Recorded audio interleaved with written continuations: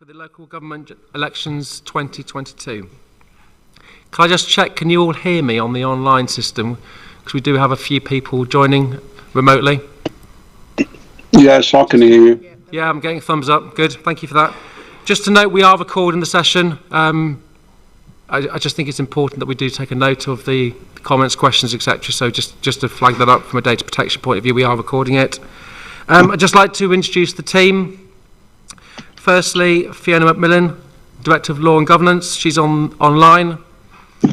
Rachel Edwards, to the left of me, Head of Constitutional Services. Mark Emerson, many of you will know, Electoral Manager. Ben Stevenson, Compliance Manager and Forward Officer for this election. And a couple of colleagues from the police. Neil Bellany, just started. Welcome, Neil. New District Commander for the force, is my understanding. And also Detective Inspector Tom Rowe, who has, I think, a few years' experience working with our colleagues. So welcome. Yeah.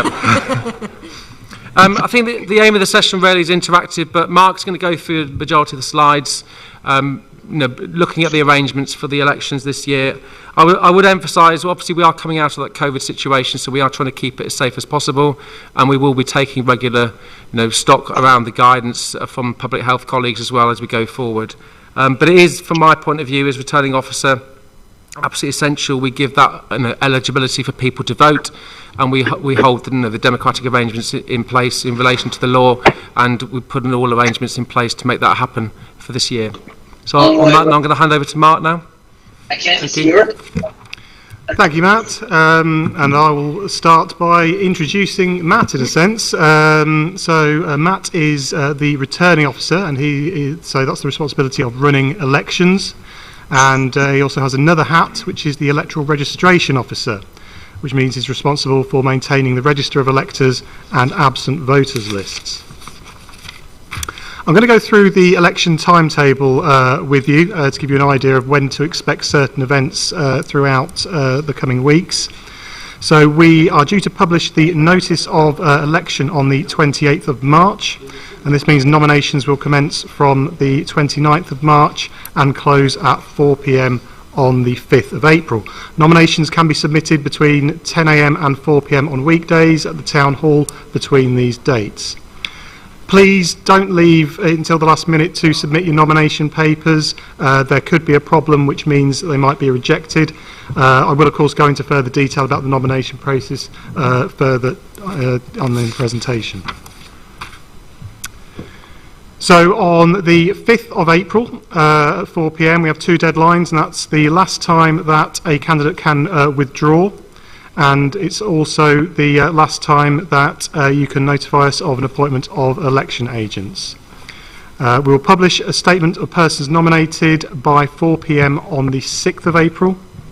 The deadline for anyone to register to vote in these elections is the 14th of April. Delivery of our first tranche of postal votes is expected around the 20th of April. And the deadline for new postal or postal proxy applications is the 19th of April. Do you mind if I ask you to repeat one thing, or should we? Yeah. Yep. You said about postal vote. Could you just go back a sentence or two? In terms of when we're sending them out? Yes. Yeah, we expect to send them out around the 20th of April. 20th of April. That'll be the initial tranche. Yeah, I'll go into a bit more detail on that further on. And can I ask if you'll be sending us these slides? Yes, they'll be available. Thank you. And finally, for this slide, we will, of course, have postal vote opening sessions at the Town Hall as usual. These will commence from the 22nd of April and run right through to polling day. Deadline for receiving new applications to vote by proxy is the 26th of April. We will publish the notice of poll and situation of polling stations by no later than the 26th of April. Deadline for notification of appointment of polling and counting agents is the 27th of April. And by law, the first date electors can apply for replacement lost or spoilt postal votes is the 28th of April. We cannot supply them before that date. Polling day, of course, Thursday the 5th of May. and the last time we can reissue a spoilt or lost postal vote is 5 p.m. on polling day. 5 p.m. on polling day is also the last time that anyone can apply for an emergency proxy vote on medical or work-related grounds. And it's 9 p.m. deadline for the last time we can alter the register for any clerical errors. The final postal vote opening session will commence at Peterborough Arena, where the count is taking place. This will start from 9 p.m, but ballot papers will still be face down until 10 p.m. Verification of all local government and parish elections will commence at 10 p.m. prompt at Peterborough Arena, and the counting will follow that verification. We expect the declaration of results for both local and parish elections in the early hours of the 6th of May. For delivery of election expenses for parish elections, it will be the 6th of June, and as long as the declaration of results is made after midnight, the delivery of returns for local elections will be by the 10th of June.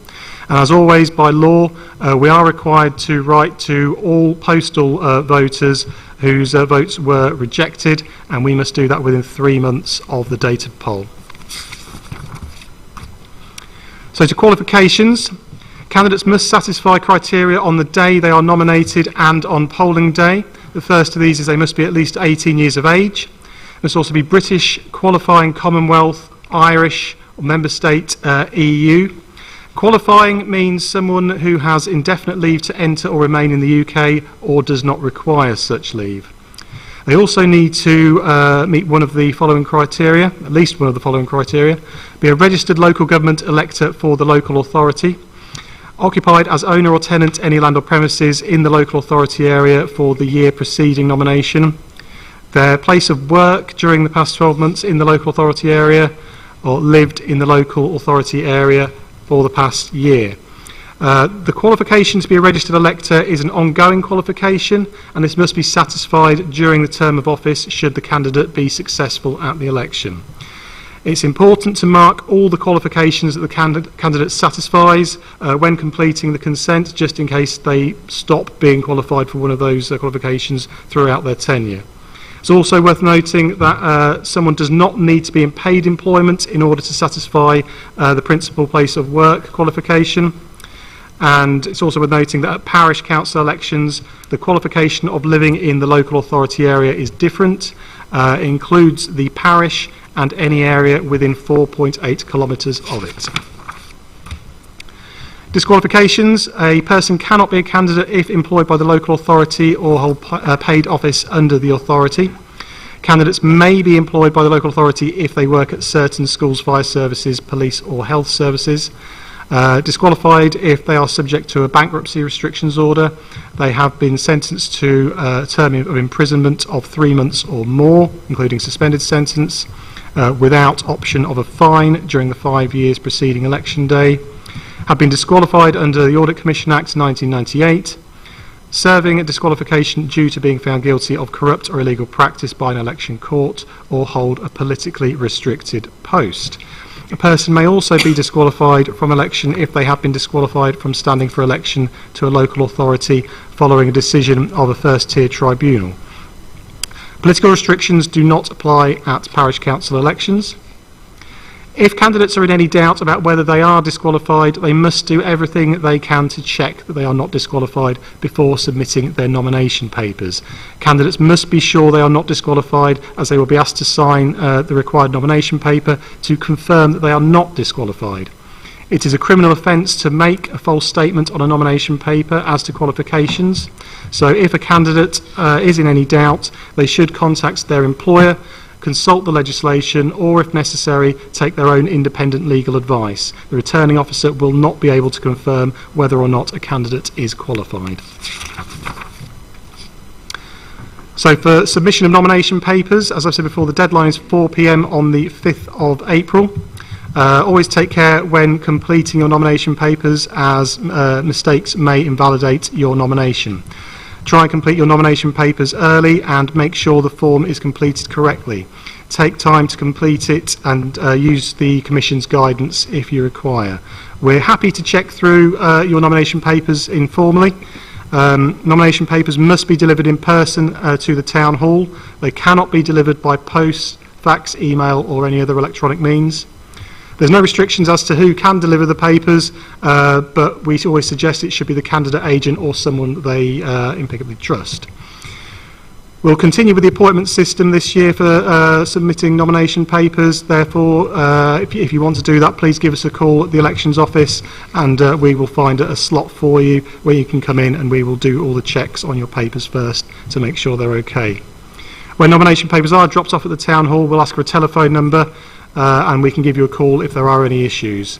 We'll advise you of the drop-off procedure when you make your appointment. As it stands, the town hall is open again and you'll be able to speak to someone on reception there and we'll be able to come down and meet you, but we'll confirm that when you phone us. Nomination form must include your name and home address. You have the option to use commonly used names if you are known under another name, which will include your full name. Use this instead of your full name. Commonly used forenames and surname, if used, are the only things that will appear on the ballot paper. They're the only names that you'll see. Use of commonly used names section is optional, so that even if you are commonly known by another name, you may leave this blank and stand over your actual name if you so wish. The description field, you'll have three options. You can leave this blank. If you're standing independently, you can write independent, or if you are a party candidate, you need to make sure that the description or party name written on the nomination form matches the description of the certificate of authorisation from your nominating officer. This must match exactly. Parish council candidates may use any description up to 6 words, as long as it does not confuse with a registered political party or description. However, party candidates will need a certificate of authorisation.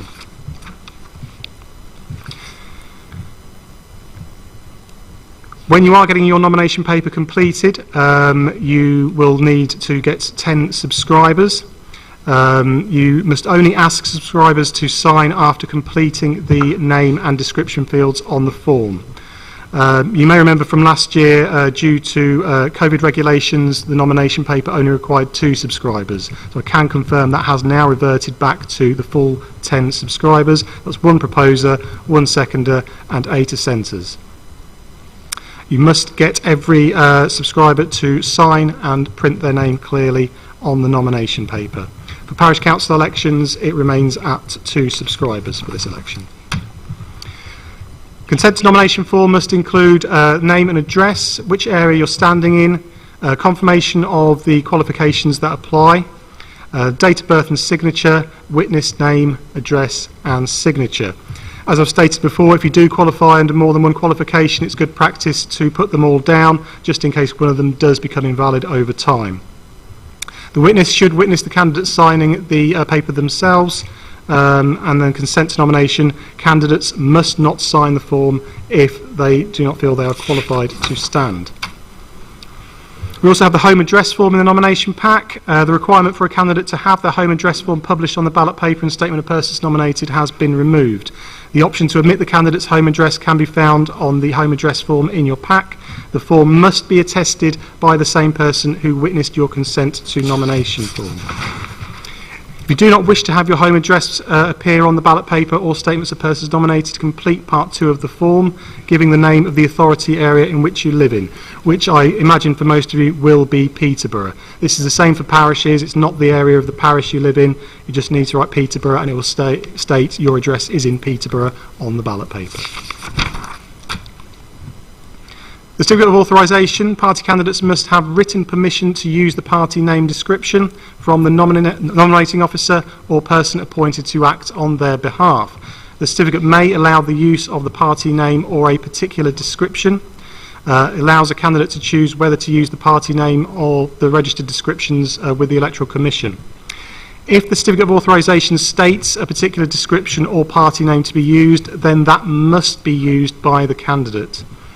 If the certificate allows the candidate to choose, they must choose either the party name or the description registered with the Electoral Commission. Party names and the descriptions are on the Commission's website and they must match exactly. No alteration is permitted. If you're going to use a party description, this must be added to your nomination paper before anyone subscribes to it. If not, you will either have to get the form completed again or forego the use of the description. Requests for an emblem. Party candidates can ask for an emblem to be printed on the ballot paper. If we don't already hold it, if it is a minor party, we may ask that you supply an electronic version of this so that we can add that to the ballot paper, but most are included on the Electoral Commission's website. Candidates who use a party description can have that emblem. The candidate must ask for it themselves, and there is a form in the nomination pack that can be used.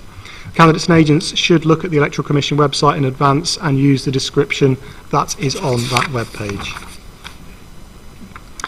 The election agent is responsible for the proper management of the election campaign, particularly its financial management. We must receive notification of the appointment of the agent by 4 p.m. on the 5th of April. You will automatically become your own agent if one is not appointed. Agents, including a candidate acting as their own agent, can be replaced at any time, and it's just worth noting that there is no election agents for parish elections. Other agents that can be appointed are postal voting agents, polling agents and counting agents. You must give notice in writing of any when you want to appoint to these roles by the 27th of April.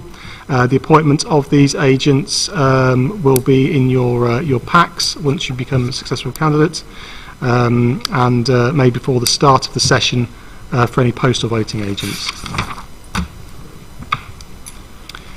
Access to the register and absent voting lists. Once you become a candidate, you are entitled to receive a free copy of the full electoral register and lists of people voting by post or proxy. This is known as the absent voters list, and this will be for the ward that you are contesting.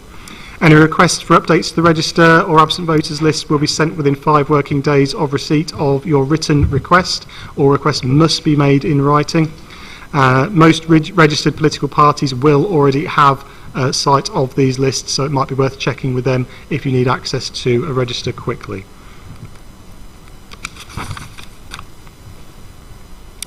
If you do request a register or absent voters list, you must ensure you only use the data for the permitted purposes. This is to complete a nomination form, to help your campaign, to check that donations loans are permissible.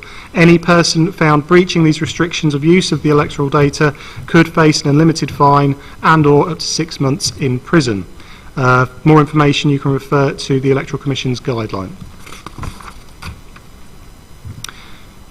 Registrations. As a candidate or an agent, you are well placed to encourage people to register to vote. You should encourage people to register as soon as possible, as the deadline to vote in these elections will be the 14th of April. Online is the easiest way. There's details of the web page, but if people don't have access to a computer, they can still call us on the usual number, the 01733 452249. When discussing registering to vote with individuals, you need to make them aware that they will need the following. That's a national insurance number and their date of birth. People who don't have these or don't have access to these details can still register, but they may be required to provide further information. This could include photographic passport, driving licence, identity card, or a combination of non-photographic identification. Absent voting. If you are encouraging people to vote by post or proxy, then make sure you explain that they will only qualify if they are or will be registered. The deadline to register for a postal vote is 5 p.m. on the 19th of April, and the initial tranche of our postal votes will be delivered around the 20th of April. This will include all postal applications that are made before the 25th of March. If you are encouraging people to apply for a postal vote, please encourage them to apply early. For all applications that are made after the 25th of March, these will go into our second tranche of postal votes, and we expect these to be delivered the week commencing the 25th of April. When campaigning, the Commission asks that you do use imprints on all your campaign material, including websites. On printed material such as leaflets and posters, candidates must include the name and address of the printer and promoter. For social media posts, you should display your full imprint details on your profile page. You must comply with planning rules relating to advertising, so if you are putting any signs up, make sure you have permission of the landowner. Do make sure outdoor posters are removed within 2 weeks of the election. Do not produce material that looks like a poll card, and do not pay people to display your adverts unless they display adverts as part of their day-to-day business. Code of conduct. Campaigners are an essential element of a healthy democracy, but their activities should not bring into question the integrity of the electoral process. Electoral registration and absent vote applications must fully conform to the requirements of electoral law and contain the electoral registration officer's address on all forms for their return. Ensure unaltered applications are sent to the electoral registration officer within 2 working days. Never encourage postal ballot pack redirection, but do not encourage electors to appoint a campaigner as a proxy. The full code of conduct for campaigners can be found on the Electoral Commission's website, where you'll also find a quick guide in relation to handling postal votes. Postal ballot packs. You should never touch someone else's postal ballot paper. Never observe electors completing their postal vote. Never handle or take any completed ballot paper or postal ballot pack from voters. Campaigning outside of polling stations. You are allowed to put your messages across to voters on polling day, including public spaces outside the polling station, but we do ask that you keep access to polling places and the pavements around polling places clear to allow voters to enter. And also, obviously, in light of everything that's going on with public health, just ensuring that you keep a safe distance in relation to COVID, because I know a lot of people still feel intimidated by people being in close proximity, so something to keep in mind, please. Postal votes. No candidate or supporter should put themselves in a position where their honesty or integrity or that of the candidate or party can be questioned. We have personal identifiers which we match to the postal vote application form, which was initially submitted by the elector. If their information does not match the initial form, then the postal vote will be rejected. The information we are checking is the signature and date of birth. If all this information matches, then this is a valid postal vote. All the information we have is stored electronically for added security. Postal votes will be issued around the 20th of April. We will commence the opening stage in the Town Hall on the 22nd of April. If you wish to view the process, please notify the Electoral Services team, but as I said before, we will need notification before the start of that day's session. Here at Peterborough City Council, we have TV screens set up in the postal vote opening rooms, so you can see the identifiers going through, so you'll be able to see why postal votes are being rejected, and you'll be able to do this from a safe distance. And like I said before, please follow the current government guidelines relating to COVID-19 when attending any electoral event. Polling day, Thursday the 5th of May. Polling stations will be open from 7 AM and close promptly at 10 PM. Anybody in a queue at 10 PM will be allowed to cast their vote. This also applies to anyone in the queue wanting to deliver their postal vote pack. Polling station staff are fully trained to deal with these situations as they arise. The Elections Office will be open from 6 AM for any queries relating to the administration of the election. Any queries relating to regulatory issues or candidates campaigning, please contact the Electoral Commission. Polling station inspectors will be appointed to visit all polling stations within their specific area. This happens throughout the day.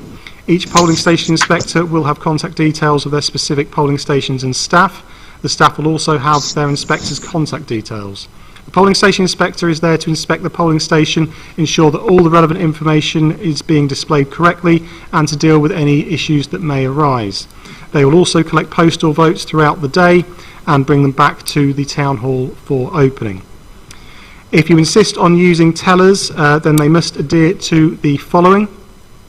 Tellers have no legal status at an election. They are purely there to support their candidate or party. Tellers are not permitted in the polling station, with the one exception of casting their own vote. Tellers are not to obstruct a voter at any time or ask the voter which way they have voted. Tellers should respect the presiding officer's instructions at all times. Electors are not obliged to give tellers any information should they not wish to do so. Please ensure that your tellers know the do's and don'ts regarding the process. and please ensure that tellers follow the government guidelines relating to COVID-19 on the day. Quick word on rosettes. Rosettes can of course be worn in party colours and be of reasonable size.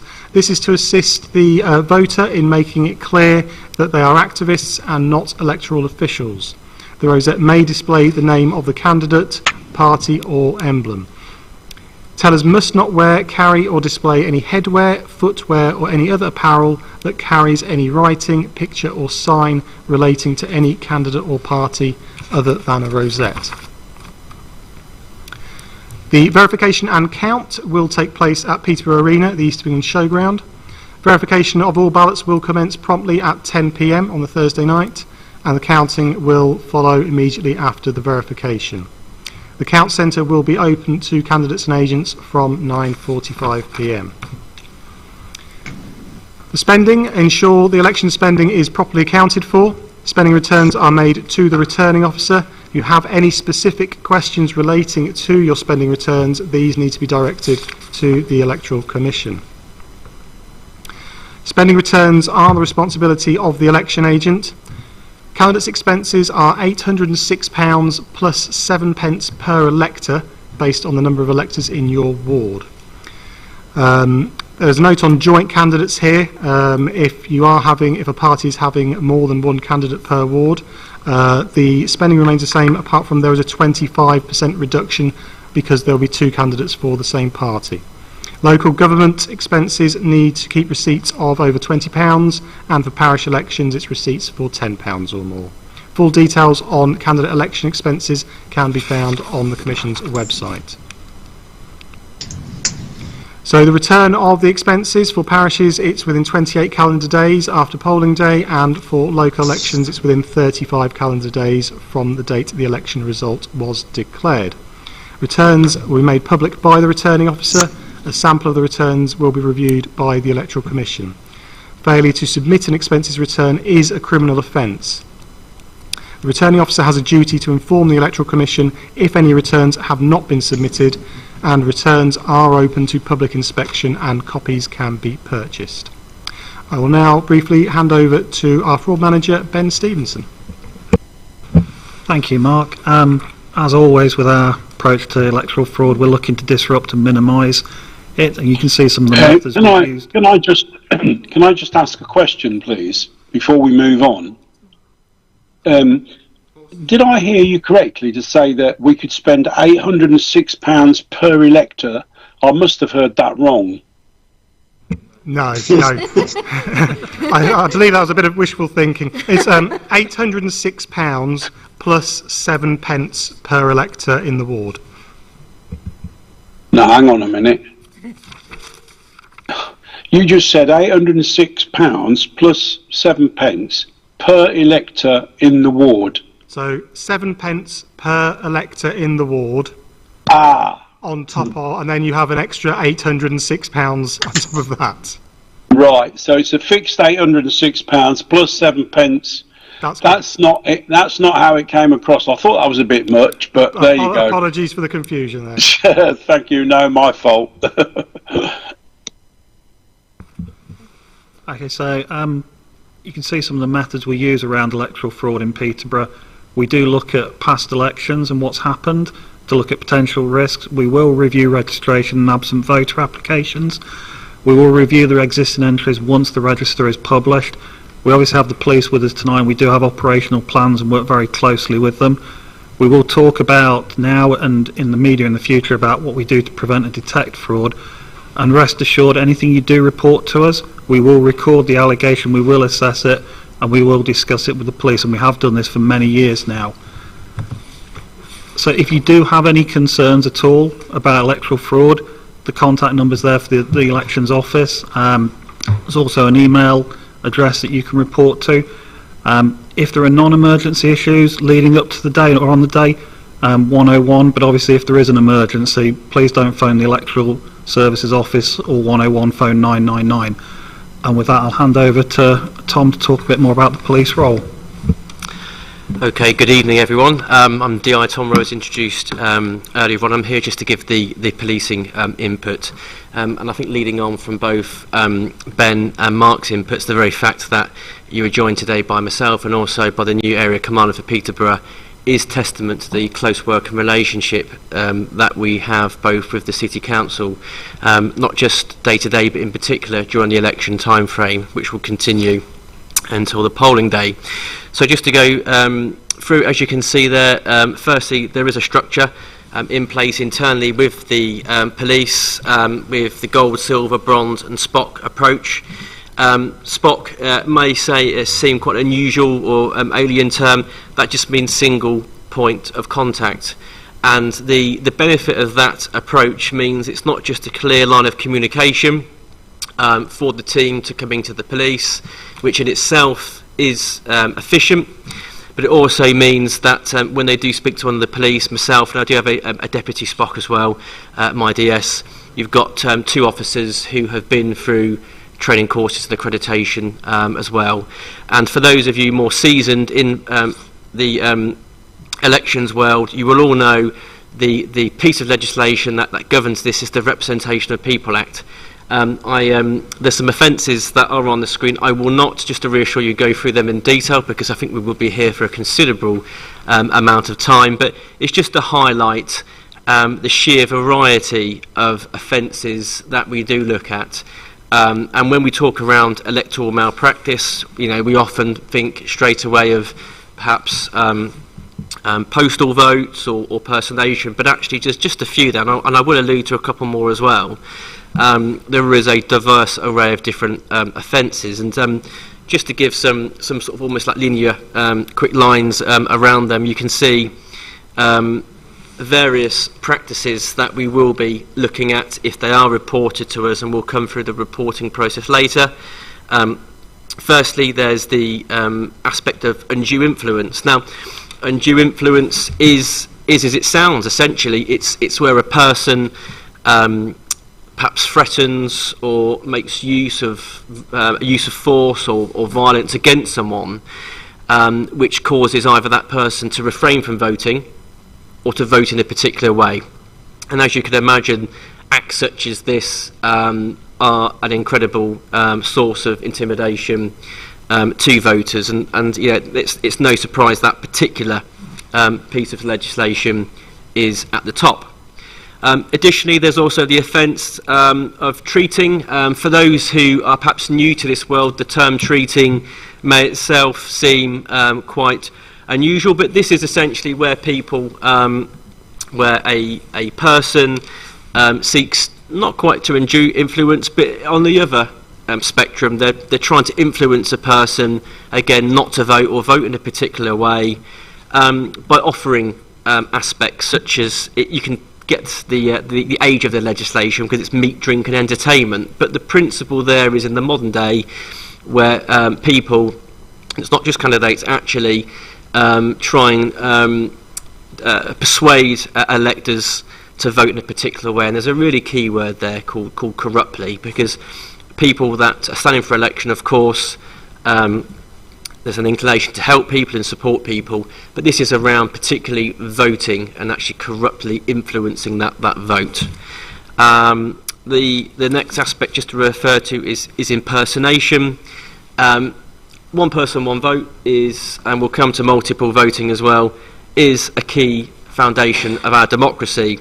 And as such, when you have people impersonating others, voting on their behalf, when they walk in and give their name and address, that's an inalienable right to vote, and actually having someone impersonate, having someone come in and effectively take that vote away is, again, a very corrupt practice with an election. So that's essentially where somebody votes on behalf of another. There are systems in place around proxy voting, which further information come on, that's not the same, but impersonation is the illegal use of that. And that leads on quite nicely to multiple voting. And this is where people vote on multiple or several times in the same election.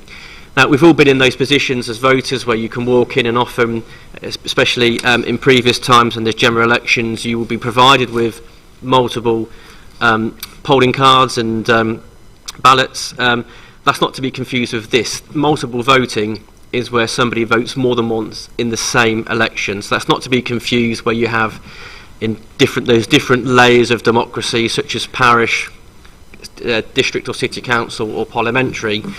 This is where somebody actually votes more than once in the same election. And it goes without saying is that with this particular practice, if there are electors voting more times than what they should be able to, then that can have a significant impact upon the election. Now, of course, I do hasten to add there are occasions where you can vote more than once, and that is depending on the amount of numbers of vacancies and candidates in that award. So I just urge people just to be wary of that one. Bribery. Many people do query what the difference is between bribery and treating. See, treating, for example, is offering people to vote in a particular way. Bribery, in many ways, is not too dissimilar. However, a key facet of that in terms of the difference is the principles are the same. Most of us will be familiar with the concept of bribery, but a big aspect around this is that the person who receives the bribe is also guilty of an offence as well. So you can see that there are some overlaps with personation and multiple voting, treating and bribery, and I urge people, if people are starting to notice these particular practices, please firstly consult the team here who have got the ability to consult us, and also please find some official guidance online, and the Electoral Commission does have various further information. The last two on the list are similar, although one is false application to vote by post or proxy. Simply, this is the deliberate and intentional use of false details on applications around voting by post or by proxy, whether this be different names, different people at the address, or indeed whether they reside at that address. So that one is a relatively more straightforward offence, whereas the last one listed on there is false registration, which is more bespoke towards candidates, and that will be around the similar registration forms which have been articulated today, where particular inaccuracies are deliberately and intentionally put on there, whether it's different addresses or different names. There are a couple of other offences just to be alive to, and in many ways the most common aspects and most common reports that we do receive. Certainly last year we did have a number of false statements of candidates, and that's also referred to as Section 106, the Representation of People Act, and that's where it's an offence to publish false statements in relation to a candidate's personal character or conduct. And I highlight that point quite keenly: a candidate's personal character or conduct, and sometimes there is a conflation between that and public office. And if there is someone who is incumbent in a position or has a public role, then it's quite open for that rival candidate to critique that. That indeed is a very healthy part of our democracy. But this particular offence is about a person's character or their personal situation, and that would just help draw that line there. And I'm happy to provide an example, but that's about them as an individual, and that's a particular offence as well. And then just a final offence, just to draw people's attention to, as it can often be made innocently, is that of imprinting. For those familiar with campaigns, posters are still quite a common part of campaigning. Again, it's worth just looking before posters are produced around some of the particular imprinting rules.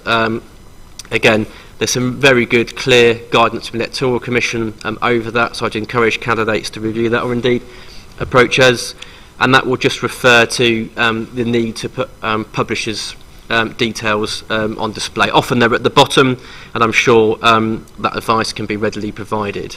And they are the most routine offences. There are a wide array, though, of offences, and I'd urge people, if they do suspect an aspect around those offences, to get in touch, which leads on quite nicely to the process. As I mentioned, in front of you today is a panel not just of the Peterborough City Council, but also the local police, and I think partnership work is incredibly important, and that also extends to yourselves as well as candidates.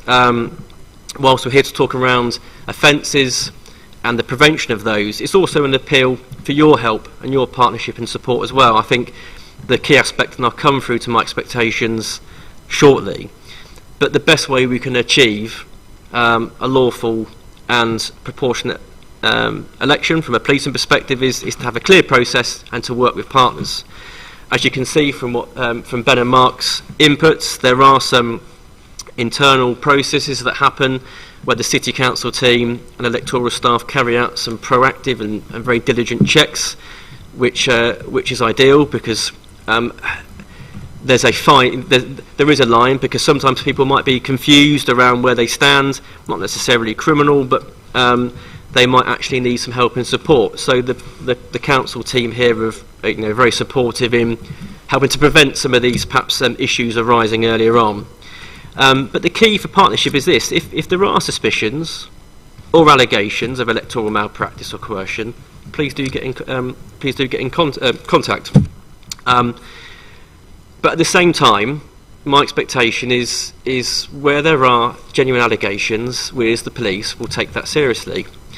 And furthermore, as a police officer and a representative of the police, we are politically and operationally independent and impartial.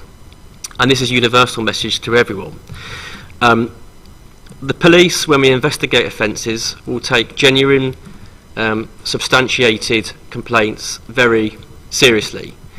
What I'm not prepared to be drawn into, or indeed officers to be drawn into, is politicking, is bringing the police into campaigns. My expectation of what successful police involvement will be for the residents of Peterborough to have a free and fair election, for candidates to have a fair opportunity to be elected, and in many ways for the police involvement to be as minimal as possible. Because actually what we do want to have is for everyone, not just candidates wise, but also electors, to participate in these elections without any unfairness. But what's key for me to emphasise is that we will be asking people where we believe there's a formal investigation to make a formal statement. We will look at substantiated complaints, and I hasten where they do exist, we will take them seriously. However, the officers that will be investigating these complaints will not be drawn from an elections team waiting for work. They will be drawn from your policing teams and your officers who day in, day out will be investigating burglaries, sexual assaults and robberies. So my appeal is, if you do come across, and this is an appeal as well for support, if you do come across serious allegations or allegations I've said, and they're genuine, we will take them seriously and we will treat them with the utmost confidence and respect. But what we will not have is police involved in the election unnecessarily. And I'm sure everyone in this room, it's a key aspect of British democracy and a key aspect of British policing. I just wanted to emphasise those messages. If you do encounter aspects around allegations, around offences, as alluded to, if it's ongoing or live or someone's life is at risk or in danger, please phone 999. Whilst we do have a process that has withstood many allegations, the most important thing is yours and the public safety. However, where there are political offences or aspects of electoral malpractice, what we will ask for firstly is try and preserve evidence. It's difficult. I can't give a specific example, but just think around: is there someone else that's witnessed it? Perhaps take their details. Is there aspects around photographic evidence? Don't put yourself in any position where you're uncomfortable with or danger. But just think around: if I was going to approach the team here, what could help support them? In terms of that allegation. What we will do is we will then review it. Occasionally, for an imprinting offence, we will look to take the most proportionate process possible. It could be words of advice, which was employed numerous times, because we understand that many people might, such as posters, might innocently fall foul of that, obviously those regulations. So we will seek to try and educate and engage with people. Where we do have formal complaints that do yield a more criminal investigation, we will be looking at a criminal investigation that could include interviewing suspected parties under caution, and that will involve both close working relationships with the people on this table and the wider team, and also, if relevant and if potential, engagement with people such as the Electoral Commission and the CPS. And the key message is really, as I'm going through, the main thing for us is prevention. You know, we are fully on board with prevention is much better than cure. We understand that for many potentially new candidates, the electoral legislation aspect can be quite daunting. So we're always keen to work with our colleagues to offer advice and prevent those offences from occurring. Provide you with information, of course, we'll be happy to provide information there. And the main aspect is, just to reiterate, the key one for me, uphold fairness and integrity in the voting process. And that, for me, would be the most successful end to this election, where candidates have an opportunity to have a free and fair chance to be elected. The residents of Peterborough and Cambridgeshire have an opportunity to take part in a free and fair election, and the police are able to exercise their independence and be as proportionate as possible as we go through. And just finally here, there's some details there. There's some contact details just there. Often how it worked last year was that we have a really regular and engaging relationship with our colleagues in the City Council, where communication was passed through. And our aim is to try and get back to the team as soon as possible, because we understand it could be a source of concern or worry, and hopefully assuage any concerns about allegations just there. And there is a really broad spectrum of partnerships and different agencies, not just the council or the police, but as you can see, there's various numbers and details just there, also involving the Electoral Commission as well. And yes, hopefully it will be we'll meet those objectives. Thank you very much. Thank you, Tom, and thank you, Ben. Finally, from me, before I wrap this briefing up, just a note from our colleagues in public health in relation to what we think we can expect on the 5th of May. We're all aware how the past 2 years have gone and how it's an ever-changing landscape. So as it stands, we are expecting things to be a lot lighter touch than they were in 2021. But we are asking for people to be sensible still, especially when it comes to attending electoral events such as polling stations and the count. So hand sanitizer will be available at all electoral events. We will have updated risk assessments for any new venues that we are using in 2022.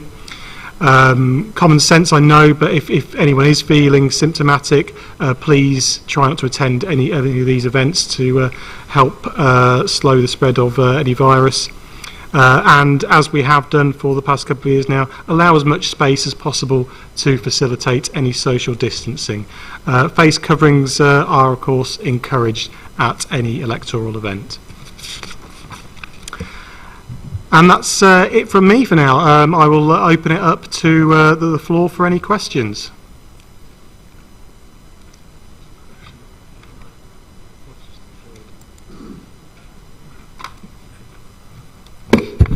Councillor Sanford.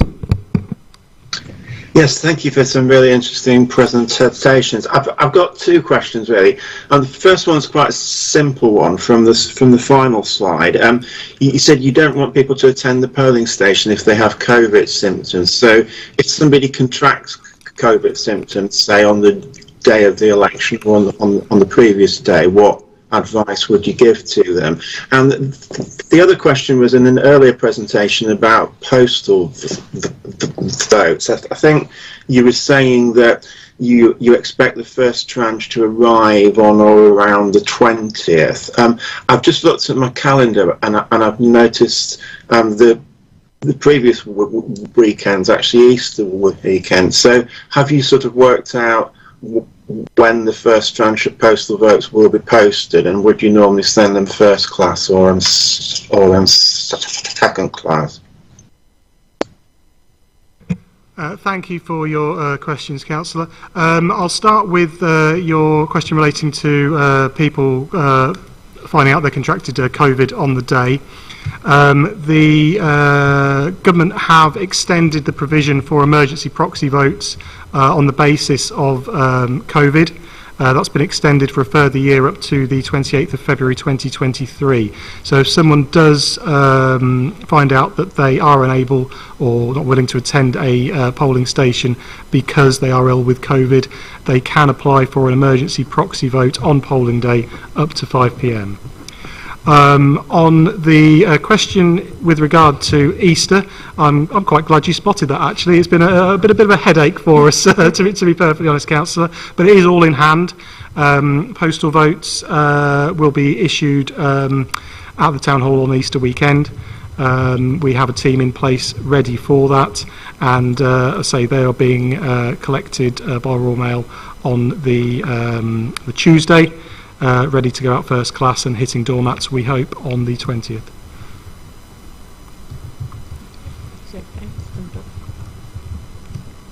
Oh yes. Yeah. Thanks, John Peach. You didn't mention it, so presumably it hasn't come in yet, but I know there was a lot of talk to do with the Cabinet Office about this proof of identity when you go into a polling station, and there's talk about that coming in for this election, and then more latterly it was talk about coming in next year. Is it in fact in for this year? Certainly not. We're pleased to say we've not had an 11th hour call from the government to say that's being introduced for 2022. They're still working on the elections bill, and that needs to be finalised. Obviously, as soon as we have more information on that in terms of what the ID will entail and the application process for that, then we will let you all know. But in terms of its implementation, it's still being earmarked for 2023. Just to clarify that, I was attending a elections returning officer session with government last week, and they confirmed they are definitely looking at it for next year, and they are trying to enable that, eligibility to be pretty open. So some people might not have got, passport ID, etc. So actually, they're looking at a range of different aspects to enable somebody to vote, because they want to uphold the system from an integrity point of view. Yes. Thank you. I have two questions, both around COVID. So the first one is polling stations. You probably remember last time there were a few issues in some polling stations because there were a reduced number of booths. Is that going to be the case this year? Because there were long queues in some places. And the second one is about the count. I know you did touch on it, about it being lighter on restrictions this year.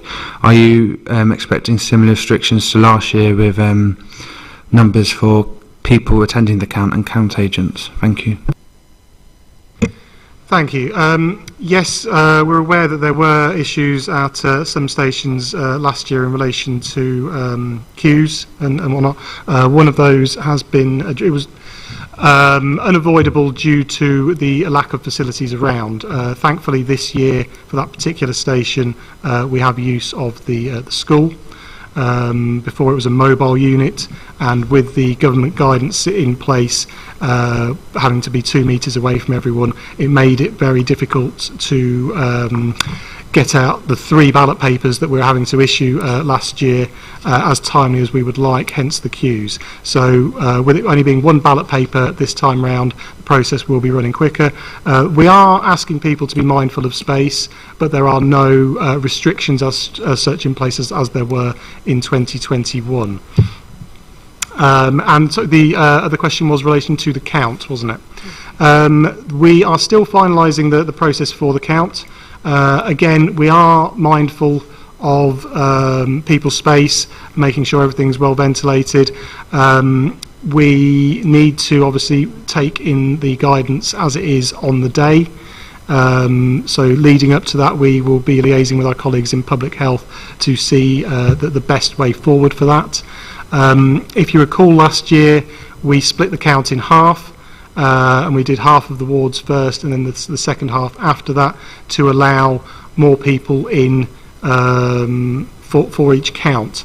All the wards will be counted at the same time this time, so that actually means there's less counters for each ward. So in terms of the number of counting agents, it probably will still remain at 1 because there are less counters, and that's the ratio we work to.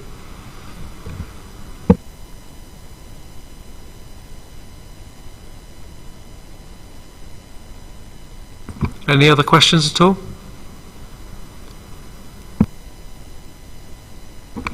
I just wanted to know, as we are encouraging people to register to vote, and if there is somebody seeking help in filling in the application form, where do we stand? Where do we draw a line on that? If someone is struggling to register to vote, I say that the process, the easiest process is to do it online. I say if they don't have access to a computer or that they're unsure of the process, they can call our helpline number, and one of our operatives can talk them through the whole process, and they can actually complete the application for them whilst they're on the phone for them. That's the easiest way, and ensures they get independent advice when they are completing the registration. Just one question. When are we likely to get these? When are we likely to get these slides? I can ensure the slides are emailed to everyone who's given us an email address or anyone who's on the remote call tomorrow. Thank you very much. Very helpful and well done. Been a very interesting event.